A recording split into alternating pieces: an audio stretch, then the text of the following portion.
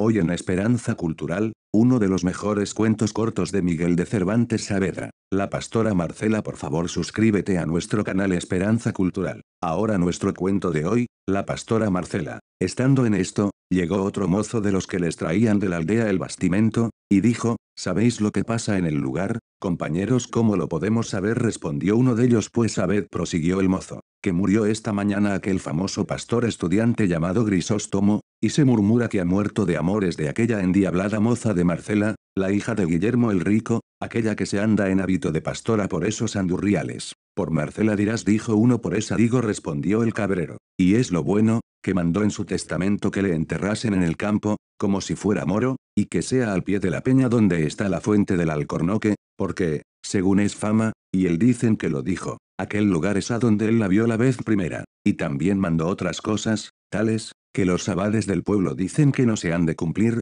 ni es bien que se cumplan, porque parecen de gentiles. A todo lo cual responde aquel gran su amigo Ambrosio, el estudiante, que también se vistió de pastor con él, que se ha de cumplir todo, sin faltar nada, como lo dejó mandado Grisóstomo, y sobre esto anda el pueblo alborotado, mas, a lo que se dice, en fin se hará lo que Ambrosio y todos los pastores sus amigos quieren, y mañana le vienen a enterrar con gran pompa donde tengo dicho, y tengo para mí que ha de ser cosa muy de ver, a lo menos, yo no dejaré de ir a verla, si supiesen o volver mañana al lugar todos haremos lo mismo, respondieron los cabreros, y echaremos suertes a quien ha de quedar a guardar las cabras de todos. Bien dices, Pedro, dijo uno, aunque no será menester usar de esa diligencia, que yo me quedaré por todos, y no lo atribuyas a virtud y a poca curiosidad mía, sino a que no me deja andar el garrancho que el otro día me pasó este pie. Con todo eso, te lo agradecemos, respondió Pedro. Y Don Quijote rogó a Pedro le dijese que muerto era aquel y qué pastora aquella, a lo cual Pedro respondió que lo que sabía era que el muerto era un hijo de algo rico,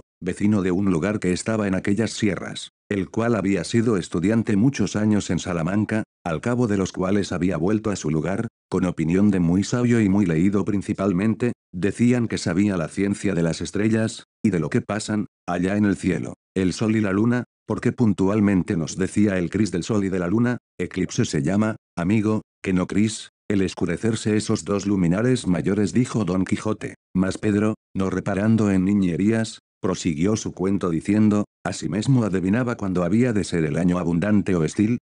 queréis decir, amigo, dijo Don Quijote. Estéril o estil, respondió Pedro, todo se sale allá, y digo que con esto que decía se hicieron su padre y sus amigos, que le daban crédito, muy ricos, porque hacían lo que él les aconsejaba, diciéndoles, sembrad este año cebada, no trigo, en este podéis sembrar garbanzos y no cebada, el que viene será de guilla de aceite, los 3 siguientes no se cogerá gota, esa ciencia se llama astrología, dijo Don Quijote. No sé yo cómo se llama, replicó Pedro, mas sé que todo esto sabía y aún más. Finalmente, no pasaron muchos meses, después que vino de Salamanca, cuando un día remaneció vestido de pastor, con su cayado y pellico, habiéndose quitado los hábitos largos que como escolar traía, y juntamente se vistió con el de pastor otro su grande amigo, llamado Ambrosio, que había sido su compañero en los estudios. Olvidábaseme de decir como Grisóstomo, el difunto, fue grande hombre de componer coplas, tanto, que él hacía los villancicos para la noche del nacimiento del Señor, y los autos para el día de Dios, que los representaban los mozos de nuestro pueblo, y todos decían que eran por el cabo.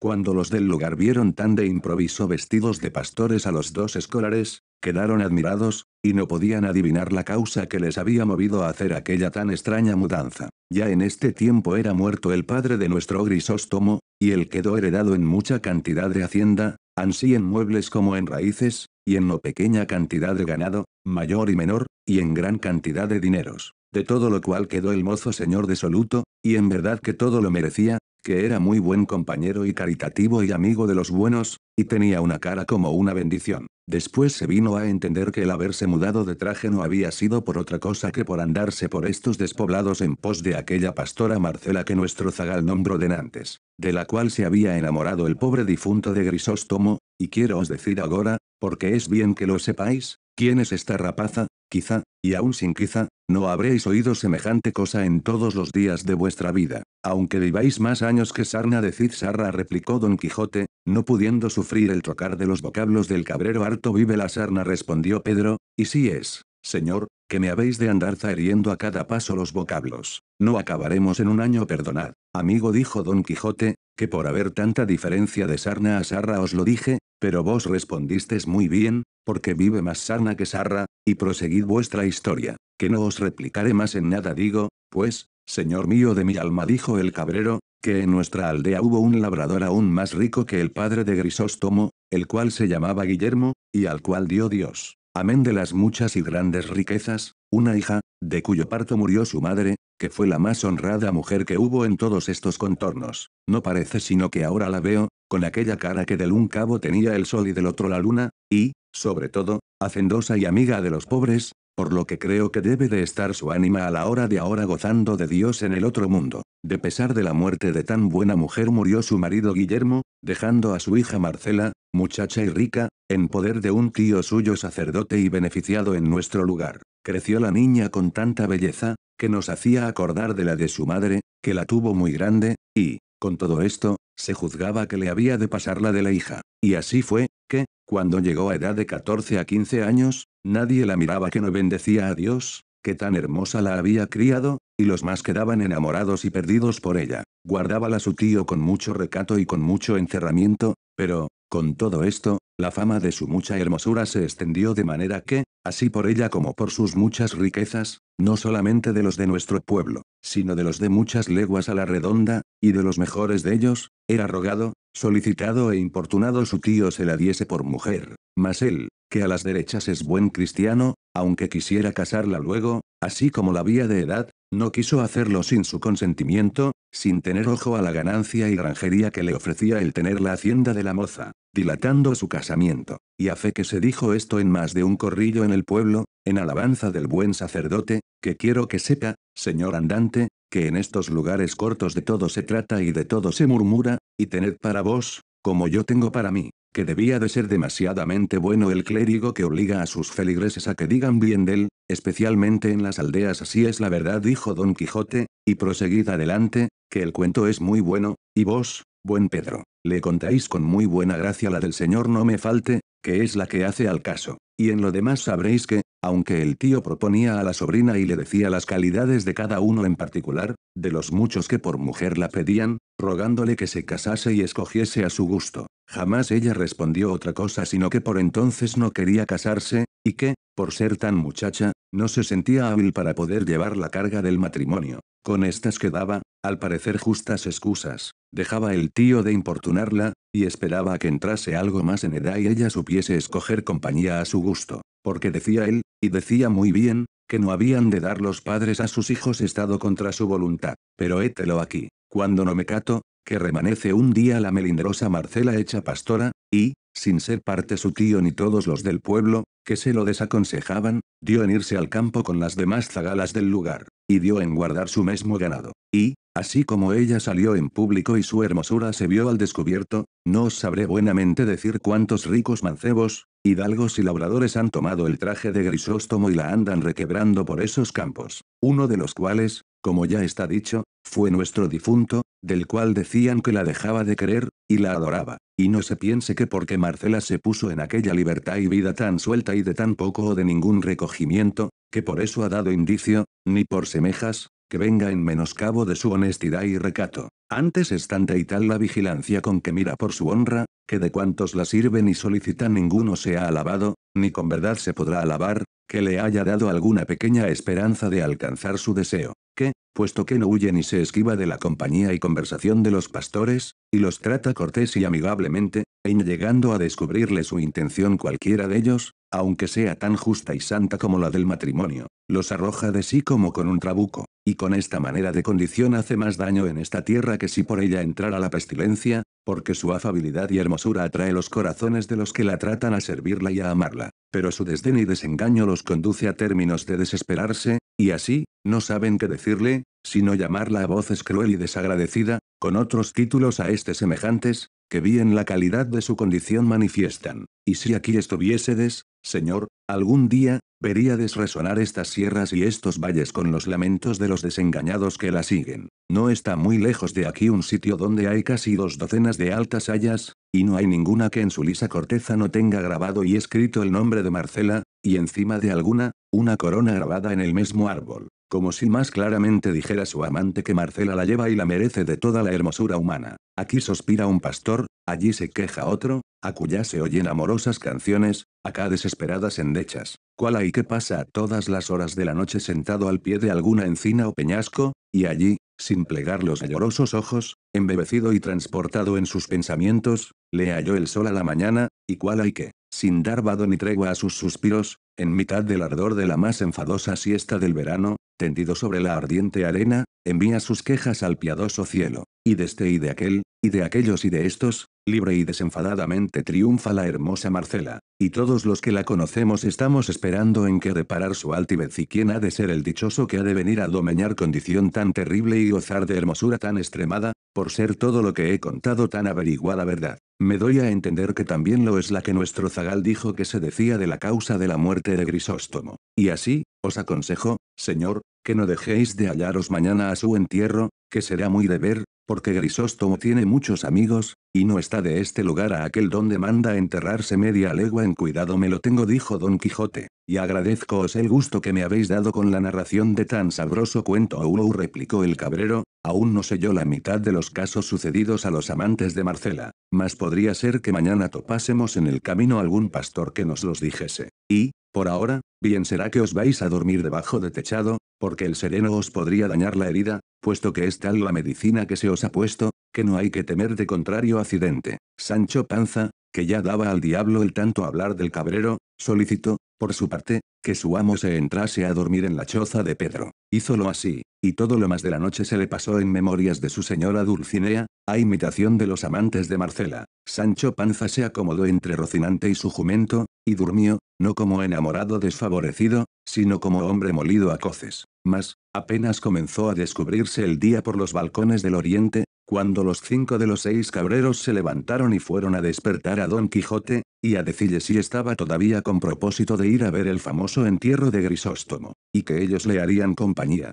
Don Quijote, que otra cosa no deseaba, se levantó y mandó a Sancho que ensillase y enalbardase al momento, lo cual él hizo con mucha diligencia, y con la mesma se pusieron luego todos en camino, y no hubieron andado un cuarto de legua, cuando, al cruzar de una senda, vieron venir hacia ellos hasta 6 pastores, vestidos con pellicos negros y coronadas las cabezas con guirnaldas de ciprés y de amarga adelfa. Traía cada uno un grueso bastón de acebo en la mano. Venían con ellos, asimismo, 2 gentiles hombres de a caballo, muy bien aderezados de camino, con otros 3 mozos de a pie que los acompañaban. En llegándose a juntar, se saludaron cortésmente, y, preguntándose los unos a los otros dónde iban, supieron que todos se encaminaban al lugar del entierro, y así, comenzaron a caminar todos juntos. Uno de los de a caballo, hablando con su compañero, le dijo, paréceme, señor Vivaldo, que habemos de dar por bien empleada la tardanza que hiciéremos en ver este famoso entierro, que no podrá dejar de ser famoso. Según estos pastores nos han contado extrañezas, ansí del muerto pastor como de la pastora homicida así me lo parece a mí respondió Vivaldo, y no digo yo hacer tardanza de un día, pero de 4 la hiciera a trueco de verle. Preguntóles Don Quijote qué era lo que habían oído de Marcela y de Grisóstomo. El caminante dijo que aquella madrugada habían encontrado con aquellos pastores, y que, por haberles visto en aquel tan triste traje, les habían preguntado la ocasión por qué iban de aquella manera, que uno de ellos se lo contó, contando la extrañeza y hermosura de una pastora llamada Marcela, y los amores de muchos que la recuestaban, con la muerte de aquel Grisóstomo a cuyo entierro iban. Finalmente, él contó todo lo que Pedro a Don Quijote había contado. En estas pláticas iban, cuando vieron que, por la quiebra que 2 altas montañas hacían, bajaban hasta 20 pastores, todos con pellicos de negra lana vestidos y coronados con guirnaldas, que, a lo que después pareció, eran cual de tejo y cual de ciprés. Entre 6 de ellos traían unas andas, cubiertas de mucha diversidad de flores y de ramos, lo cual visto por uno de los cabreros, dijo, aquellos que allí vienen son los que traen el cuerpo de Grisóstomo, y el pie de aquella montaña es el lugar donde él mandó que le enterrasen. Por esto se dieron priesa a llegar, y fue a tiempo que ya los que venían habían puesto las andas en el suelo, y 4 de ellos con agudos picos estaban cavando la sepultura a un lado de una dura peña. Recibiéronse los unos y los otros cortésmente, y luego Don Quijote y los que con él venían se pusieron a mirar las andas, y en ellas vieron cubierto de flores un cuerpo muerto, vestido como pastor, de edad, al parecer, de 30 años, y, aunque muerto, mostraba que vivo había sido de rostro hermoso y de disposición gallarda. Alrededor del tenía en las mismas andas algunos libros y muchos papeles, abiertos y cerrados, y así los que esto miraban, como los que abrían la sepultura, y todos los demás que allí había, guardaban un maravilloso silencio, hasta que uno de los que al muerto trujeron dijo a otro: mira bien, Ambrosio, si es este el lugar que Grisóstomo dijo, ya que queréis que tan puntualmente se cumpla lo que dejó mandado en su testamento. Este es, respondió Ambrosio, que muchas veces en él me contó mi desdichado amigo la historia de su desventura. Allí me dijo él que vio la vez primera a aquella enemiga mortal del linaje humano, y allí fue también donde la primera vez le declaró su pensamiento, tan honesto como enamorado. Y allí fue la última vez donde Marcela le acabó de desengañar y desdeñar, de suerte que puso fin a la tragedia de su miserable vida. Y aquí, en memoria de tantas desdichas, quiso él que le depositasen en las entrañas del eterno olvido. Y, volviéndose a Don Quijote y a los caminantes, prosiguió diciendo: ese cuerpo, señores, que con piadosos ojos estáis mirando, fue depositario de un alma en quien el cielo puso infinita parte de sus riquezas. Ese es el cuerpo de Grisóstomo, que fue único en el ingenio, solo en la cortesía, extremo en la gentileza, fénix en la amistad, magnífico sin tasa, grave sin presunción, alegre sin bajeza, y, finalmente, primero en todo lo que es ser bueno, y sin segundo en todo lo que fue ser desdichado. Quiso bien, fue aborrecido, adoró, fue desdeñado, rogó a una fiera, importunó a un mármol, corrió tras el viento, dio voces a la soledad, sirvió a la ingratitud, de quien alcanzó por premio ser despojos de la muerte en la mitad de la carrera de su vida, a la cual dio fin una pastora a quien él procuraba eternizar para que viviera en la memoria de las gentes. ¿Cuál lo pudieran mostrar bien esos papeles que estáis mirando, si él no me hubiera mandado que los entregara al fuego en habiendo entregado su cuerpo a la tierra de mayor rigor y crueldad usaréis vos con ellos? Dijo Vivaldo, que su mismo dueño, pues no es justo ni acertado que se cumpla la voluntad de quien lo que ordenaba fuera de todo razonable discurso, y no le tuviera bueno Augusto César si consintiera que se pusiera en ejecución lo que el divino Mantuano dejó en su testamento mandado. Ansí que, señor Ambrosio, ya que deis el cuerpo de vuestro amigo a la tierra, no queráis dar sus escritos al olvido, que si él ordenó como agraviado, no es bien que vos cumpláis como indiscreto. Antes haced, dando la vida a estos papeles, que la tenga siempre la crueldad de Marcela, para que sirva de ejemplo, en los tiempos que están por venir, a los vivientes, para que se aparten y huyan de caer en semejantes despeñaderos, que ya sé yo, y los que aquí venimos, la historia de este vuestro enamorado y desesperado amigo, y sabemos la amistad vuestra, y la ocasión de su muerte, y lo que dejó mandado al acabar de la vida, de la cual lamentable historia se puede sacar cuánto haya sido la crueldad de Marcela, el amor de Grisóstomo, la fe de la amistad vuestra, con el paradero que tienen los que a rienda suelta corren por la senda que el desvariado amor delante de los ojos les pone. Anoche supimos la muerte de Grisóstomo, y que en este lugar había de ser enterrado, y así, de curiosidad y de lástima, dejamos nuestro derecho viaje, y acordamos de venir a ver con los ojos lo que tanto nos había lastimado en Oillo, y, en pago de esta lástima y del deseo que en nosotros nació de remedialla si pudiéramos, te rogamos, oh discreto Ambrosio, a lo menos, yo te lo suplico de mi parte, que, dejando de abrazar estos papeles, me dejes llevar algunos de ellos. Y, sin aguardar que el pastor respondiese, alargó la mano y tomó algunos de los que más cerca estaban, viendo lo cual Ambrosio, dijo: por cortesía consentiré que os quedéis, señor, con los que ya habéis tomado. Pero pensar que dejaré de abrazar los que quedan es pensamiento vano. Vivaldo, que deseaba ver lo que los papeles decían, abrió luego el uno de ellos y vio que tenía por título, Canción desesperada. Oyólo Ambrosio y dijo: ese es el último papel que escribió el desdichado, y, porque veáis, señor, en el término que le tenían sus desventuras, leelde de modo que seáis oído, que bien os dará lugar a ello el que se tardare en abrir la sepultura. Eso haré yo de muy buena gana, dijo Vivaldo. Y, como todos los circunstantes tenían el mismo deseo, se le pusieron a la redonda, bien les pareció, a los que escuchado habían, la canción de Grisóstomo, puesto que el que la leyó dijo que no le parecía que conformaba con la relación que él había oído del recato y bondad de Marcela,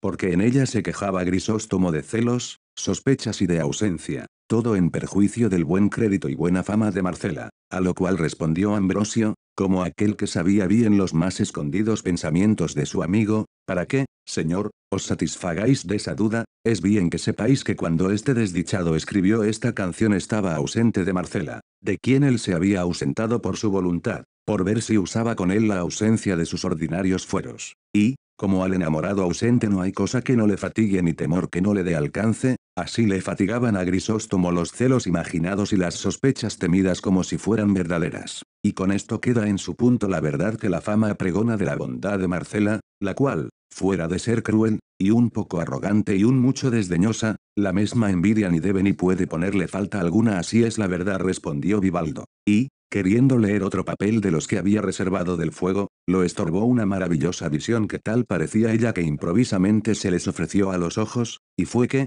por cima de la peña donde se cavaba la sepultura, pareció la pastora Marcela, tan hermosa que pasaba a su fama su hermosura. Los que hasta entonces no la habían visto la miraban con admiración y silencio, y los que ya estaban acostumbrados a verla no quedaron menos suspensos que los que nunca la habían visto. Mas, apenas la hubo visto Ambrosio, cuando, con muestras de ánimo indignado, le dijo: «¿Vienes a ver, por ventura, oh fiero basilisco de estas montañas, si con tu presencia vierten sangre las heridas de este miserable a quien tu crueldad quitó la vida? ¿O vienes a ufanarte en las crueles hazañas de tu condición, o a ver desde esa altura, como otro despiadado Nero, el incendio de su abrasada Roma, o a pisar, arrogante, este desdichado cadáver, como la ingrata hija al de su padre Tarquino? Dinos presto a lo que vienes, o qué es aquello de que más gustas, que, por saber yo que los pensamientos de Grisóstomo jamás dejaron de obedecerte en vida, haré que, aun él muerto, te obedezcan los de todos aquellos que se llamaron sus amigos». «No vengo, oh Ambrosio, a ninguna cosa de las que has dicho», respondió Marcela, «sino a volver por mí misma, y a dar a entender cuán fuera de razón van todos aquellos que de sus penas y de la muerte de Grisóstomo me culpan, y así, ruego a todos los que aquí estáis me estéis atentos, que no será menester mucho tiempo ni gastar muchas palabras para persuadir una verdad a los discretos. Hízome el cielo, según vosotros decís, hermosa, y de tal manera que, sin ser poderosos a otra cosa, a que me améis os mueve mi hermosura, y, por el amor que me mostráis, decís, y aún queréis, que esté yo obligada a amaros. Yo conozco, con el natural entendimiento que Dios me ha dado, que todo lo hermoso es amable, mas no alcanzo que, por razón de ser amado, esté obligado lo que es amado por hermoso a amar a quien le ama. Y más, que podría acontecer que el amador de lo hermoso fuese feo, y, siendo lo feo digno de ser aborrecido, cae muy mal el decir quiérote por hermosa, hasme de amar aunque sea feo. Pero, puesto caso que corran igualmente las hermosuras, no por eso han de correr iguales los deseos, que no todas hermosuras enamoran, que algunas alegran la vista y no rinden la voluntad, que si todas las bellezas enamorasen y rindiesen, sería un andar las voluntades confusas y descaminadas, sin saber en cuál habían de parar, porque, siendo infinitos los sujetos hermosos, infinitos habían de ser los deseos. Y, según yo he oído decir, el verdadero amor no se divide, y ha de ser voluntario, y no forzoso. Siendo esto así, como yo creo que lo es, porque queréis que rinda mi voluntad por fuerza, obligada no más de que decís que me queréis bien, sino, decidme, si como el cielo me hizo hermosa me hiciera fea, fuera justo que me quejara de vosotros porque no me amabades, cuanto más, que habéis de considerar que yo no escogí la hermosura que tengo, que, tal cual es, el cielo me la dio de gracia, sin yo pedilla ni escogella. Y, así como la víbora no merece ser culpada por la ponzoña que tiene, puesto que con ella mata, por habérsela dado naturaleza, tampoco yo merezco ser reprehendida por ser hermosa,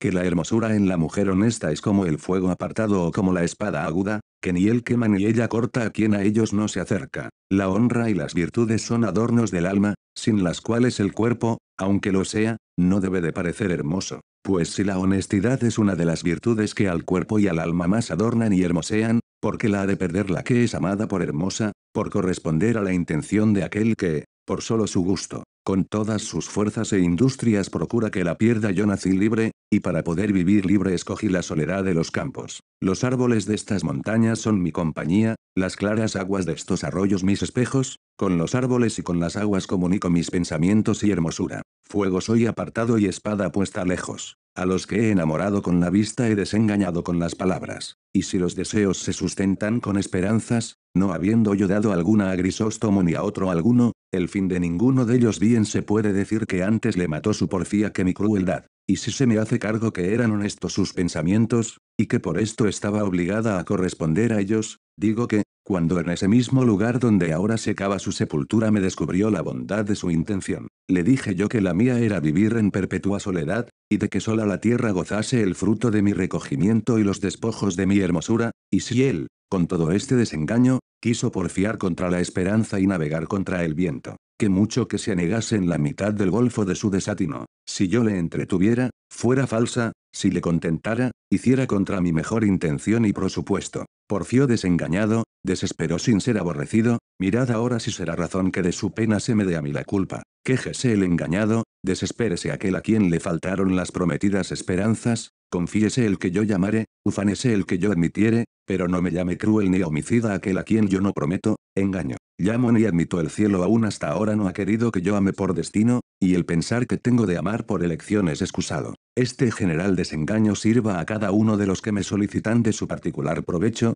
y entiéndase, de aquí adelante, que si alguno por mí muriere, no muere de celoso ni desdichado, porque quien a nadie quiere, a ninguno debe dar celos. Que los desengaños no se han de tomar en cuenta de desdenes. El que me llama fiera y basilisco, déjeme como cosa perjudicial y mala, el que me llama ingrata, no me sirva, el que desconocida, no me conozca, quien cruel, no me siga, que esta fiera, este basilisco, esta ingrata, esta cruel y esta desconocida ni los buscará, servirá, conocerá ni seguirá en ninguna manera. Que si a Grisóstomo mató su impaciencia y arrojado deseo, ¿porque se ha de culpar mi honesto proceder y recato? Si yo conservo mi limpieza con la compañía de los árboles, ¿por qué ha de querer que la pierda el que quiere que la tenga con los hombres? Yo, como sabéis, tengo riquezas propias y no codicio las ajenas, tengo libre condición y no gusto de sujetarme, ni quiero ni aborrezco a nadie. No engaño a este ni solicito a aquel, ni burlo con uno ni me entretengo con el otro. La conversación honesta de las zagalas de estas aldeas y el cuidado de mis cabras me entretiene.